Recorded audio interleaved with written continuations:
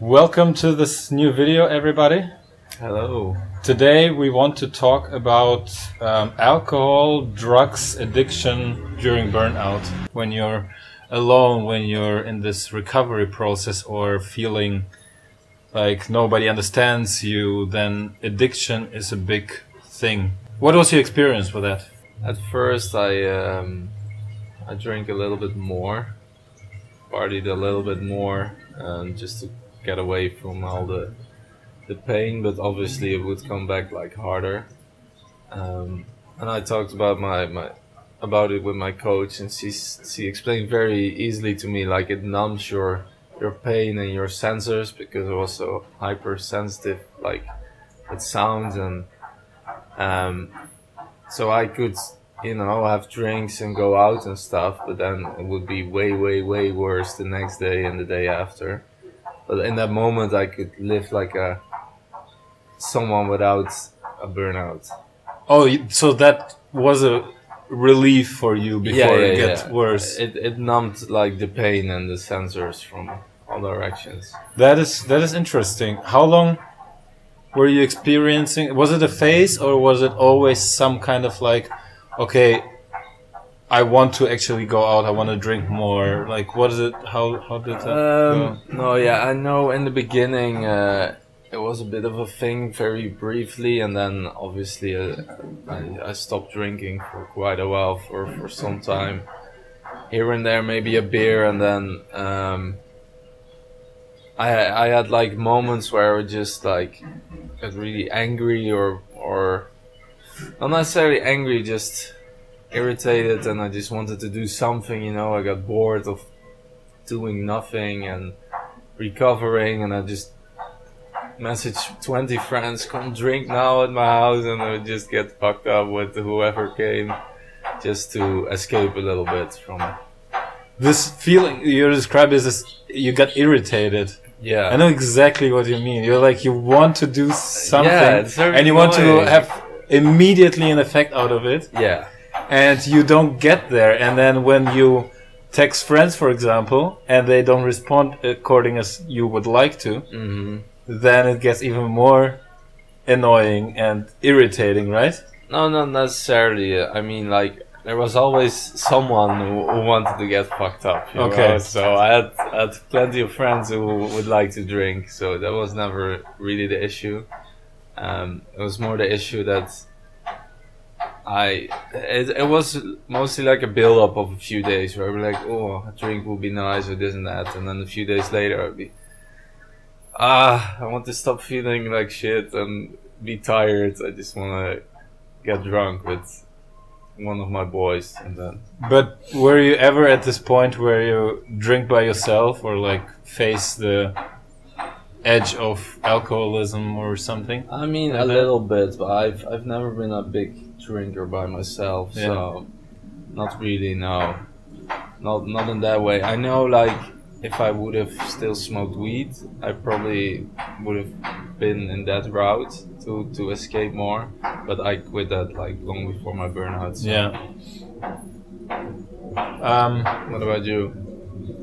I was kind of aware. I was afraid, let's say, not aware, but I was afraid that this was happened to me. Yeah, oh yeah, I had that and as well. That was kind of my warning every time sometimes I just drink a beer or two by myself, and then it felt good. But I was always kind of afraid that I could drag to that. So for me, my experience with addiction to was alcoholism. To alcoholism, or to like I was also very excessive yeah. Drinking or something, because when you drink because you enjoy it, because you're with friends and have a good party, that's a different reason to drink than when you have problems and then start to drink, right? But what I experienced was I did numb myself with internet, watching Instagram reels or YouTube all day long. Yeah. That doesn't mean you shouldn't stop watching my YouTube shorts, by the way. Watching all the day long, and and you feel that you harm yourself. You feel like something is happening in your brain that is really bad for you, but dumbing yourself, but to make yourself even feel a little bit, you're kind of increasing that like to make yourself feel kind of emotions, but because at that point I didn't feel any emotions. To make yourself feel a little bit, you increasing the dopamine where there is no dopamine anymore left. And that is kind of like that is addiction. I would say. I was very addicted to watching movies on YouTube and streams, because there's always something to watch these days. And you have nothing to do, right? And you're told to do nothing. Exactly. It's very hard to do nothing, especially in this day and age. Like, if you tell someone to do nothing for an hour, they will go crazy without a phone, without doing anything. Like, that's a good point. We're not used to doing nothing anymore. We're not used to stand at let's say, the bus stop and look at the area and just be bored, or process. That's also like what leads us, or what contributes us to the burnout, because we're not used to process minor negative emotions of the day anymore. We go home and we numb ourselves with technology, with internet, with whatever. And also, so we're not on a micro level. We're not used to process all the things. So that leads, like, piles it up to the bigger problem. And also the people who get burnt out, these are people who have addictive personalities, right? These are people who want to have this. We talked about it last time, the fire going on, and want to feel it. Something. And I think this is also both. I didn't press the button. I think these are also both factors that definitely play a role there. 100%, yeah. It's probably the most people you talk to who have a burnout. They like to constantly be engaged, and like, even the people on a very high level, they are the same, but they just know how to not burn out, I guess. People on a very high level, do you think they also struggle with the same addictive personality, or do they have like the fixed routine, the schedule? Are they? They are the most addicted, of course. How can you work 16 hours a day and not be addicted? It's impossible if you're not. You mean addicted to work, like addicted to the results and to move things and make things happen. Yeah, it doesn't really matter in which part they are addicted. Like, it can also be just to life, right? Like, a friend of mine also had a really, really bad burnout. Like, he got in the hospital, was paralyzed and stuff. Was paralyzed? What does it mean? Like, his body stopped working on one side. Oh, I've heard of those stories. Yeah, my cleaning lady also had this. Her arm stopped working at some point. And the funny part is, it's not necessarily working, because she got it when she stopped working. She didn't have a job anymore, so this can also be stressful, right? When you need to make money, you have a kid, whatever, and you don't have a job. It can also be very stressful. And then, but was she so stressed before, and then she lost her job? Or I'm not sure. Because that can be, for me also, like when you release the pressure, or then everything comes together. For my when I went on sick leave for the first weeks, I had the worst cold of like ever, that I couldn't leave my bed for 3 weeks. As well. So like everything comes together then. It's probably emotional and from the body and physical and everything together. So true. And like the guy I was talking about, he was not just addicted to work, but like to life, to people, to the parties, to everything. Like, he's so intense with everything, it's almost insane. Like, even speaking, you know, you can talk with someone you really like loves talking, like the intensity, and like if you have that in everything, like, how can you not burn out? If your intensity is 100% in every single thing that you do all day, every day. And does he still have this intensity? Yes, but he had to stop drinking, parties, and drugs. Like, he really had to like tone it down to core healthy stuff. Yeah. And still work, obviously, and like he has a lot of other things going on, and that's probably also one thing that we should, especially, it's really hard in this day and age to focus, right? To do one thing. Yes. That's it. And of course, take care of yourself and your health and stuff. But like, we want 5 businesses at the same time. We want,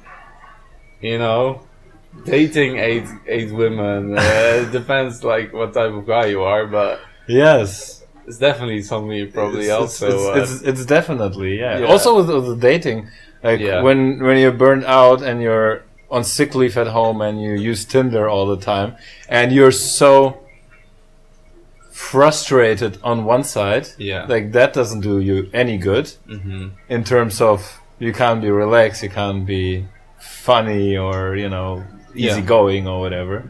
And the woman on the other side, she feels that on some point, and then you become more addicted to that because you want it more, and that's also like is a big problem. I also had experience with that a lot.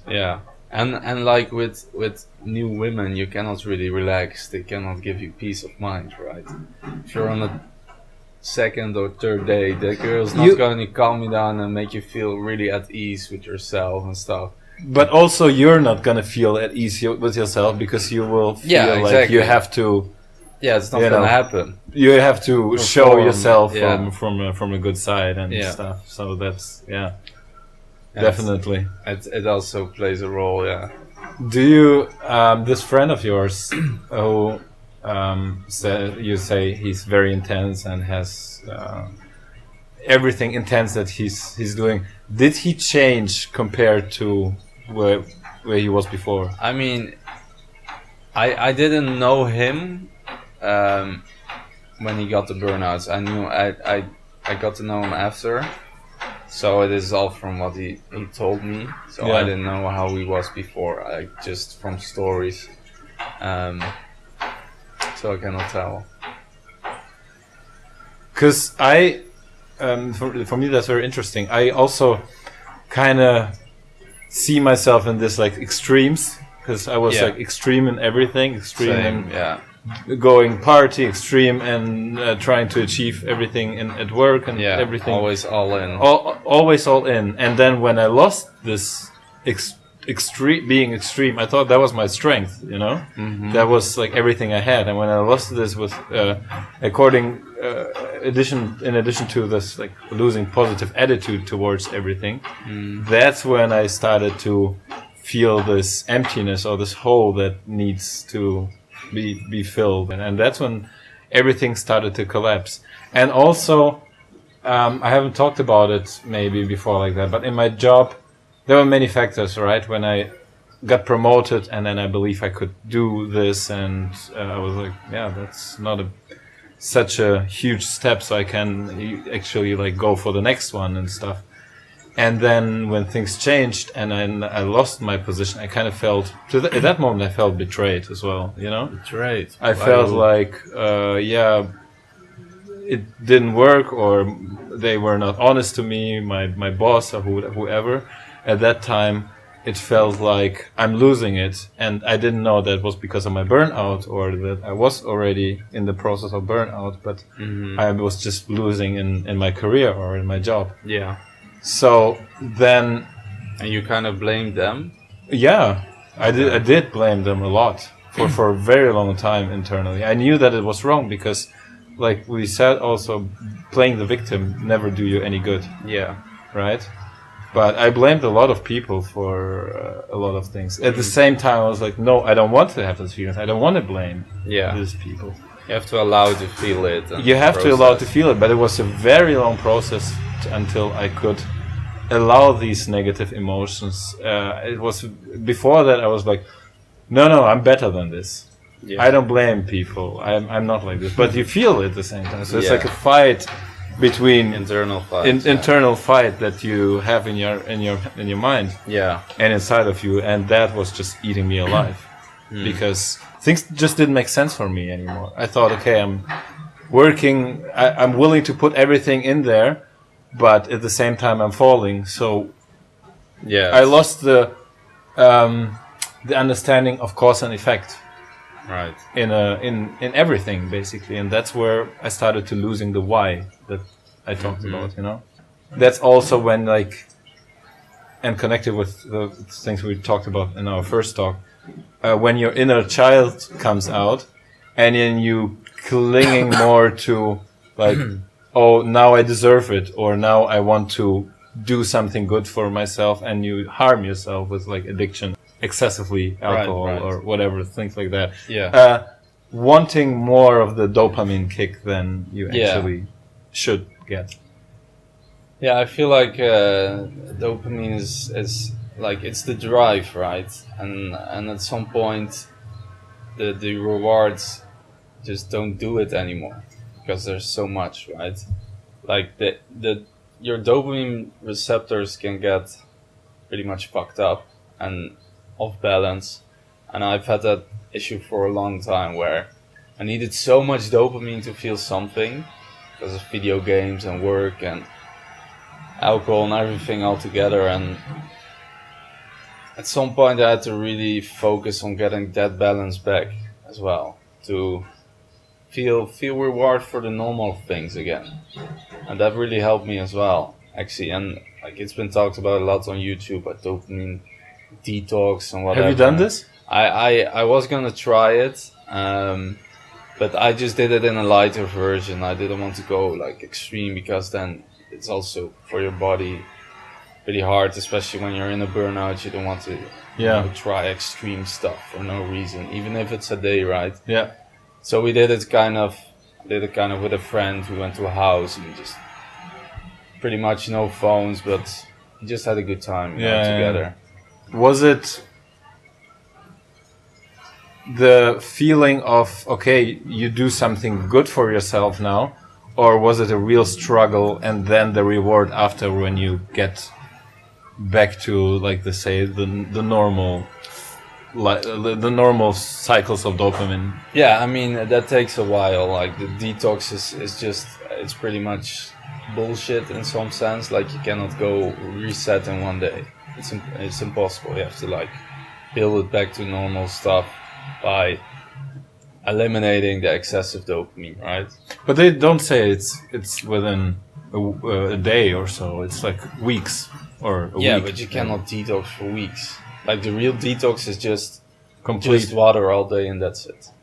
No, the dopamine detox is like no social media. How I would understand the dopamine detox is you turn off your phone, you turn off your computer, you don't, the first thing in the morning you do, it's not like grabbing a phone and scrolling through Instagram for 2 hours. Yeah.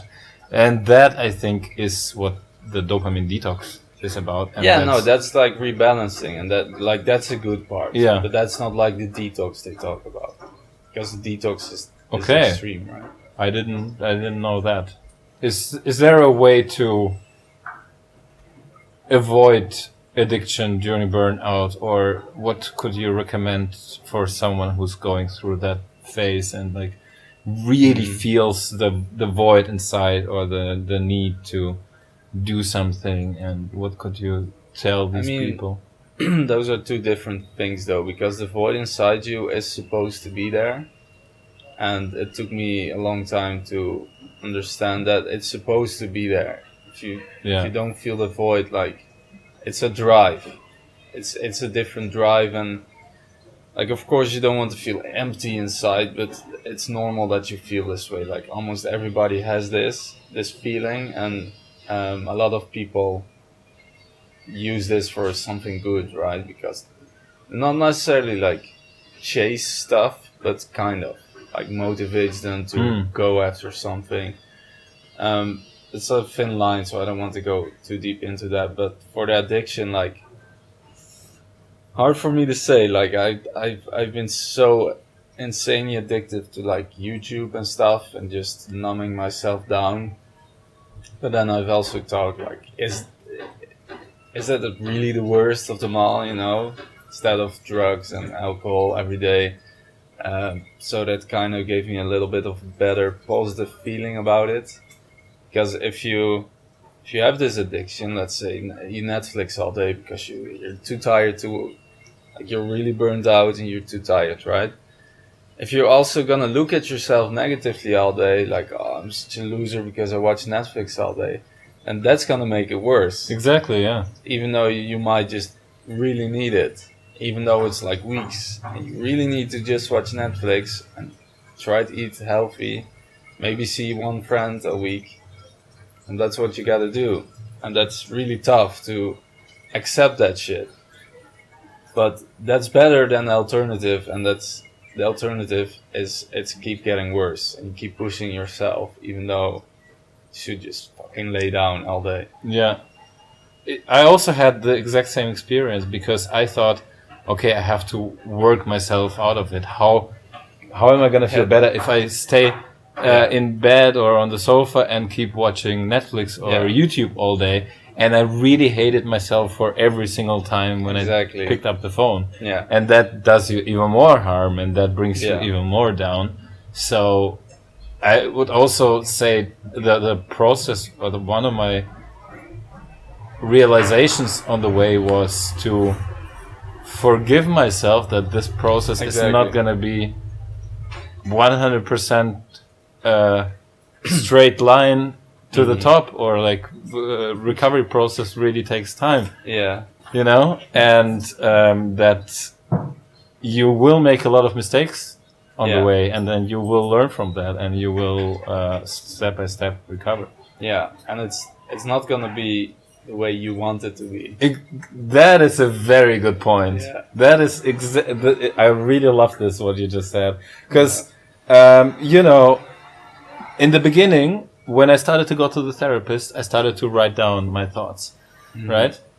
And that's what I want to write a book, and this is all coming from, like these thoughts. And for me, in the beginning, I thought to be able to write a book, I need to write a perfect recovery process, and this threw me off at least 6 months. Right. It doesn't exist. Exactly. Until I realized, no, you have to accept every phase, and then slowly you can get back to it. Yeah. So that is an extremely good point. And I'd say, like, the more the farther you get in the process, the easier it gets, because like for the first 2-3 phases are just so shit, and you have to just accept it. That you're in this boat. You better start paddling, and that's it. You have to sit it out. But isn't it also, for me, it was the progress that you see on the way.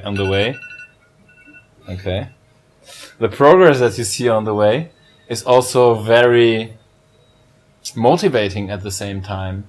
Like, for 1 week you cannot leave your bed, and then one day you start jogging again, and this is like so rewarding. And to see this recovery is like seeing your child growing up. I don't know, I don't have kids. I can't tell how that is.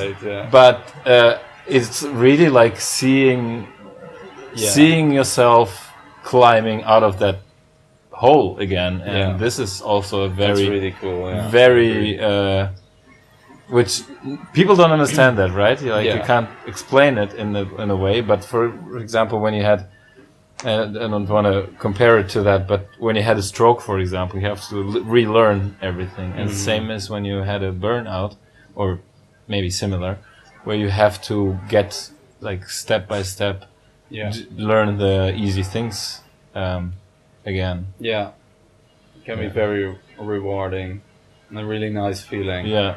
But it's not that most of the time. Those are very small moments. That is true.